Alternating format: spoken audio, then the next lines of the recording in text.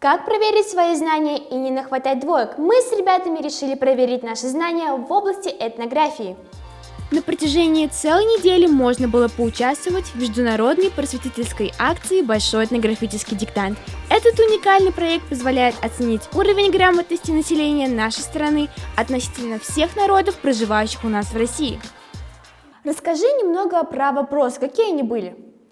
Были вопросы, 20 вопросов общие про народы России и 10 вопросов про Башкортостан. Радмир, скажи честно, ты писал сам или все-таки списал? Возможность, конечно, была списать, но я решил проверить свои знания и все писал сам. Молодец. И сколько ты баллов набрал в конце концов? 32 из 100. Задание диктанта, по сути, это тест. 30 вопросов, на которые дается 45 минут.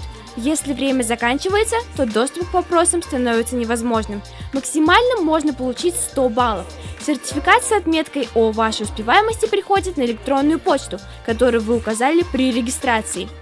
Как ты думаешь, для чего нужен большой этнографический диктант? Мне кажется, он нужен для того, чтобы лучше узнать свою республику, свою родину и вообще проверить знания. Отлично. А какие вопросы были про Башкортостан? Мне запомнился вопрос про национальный башкирский костюм и его элементы. В этом году в диктанте приняло участие свыше 1 миллиона человек из 46 стран. Вопросы даже были переведены на английский и испанский языки. Ежегодно акция «Большой этнографический диктант» проходит в начале ноября и приурочена она ко Дню народного единства. Акция «Большой этнографический диктант» проходит уже в 5-й раз, но только в этом году она приняла полностью онлайн-формат.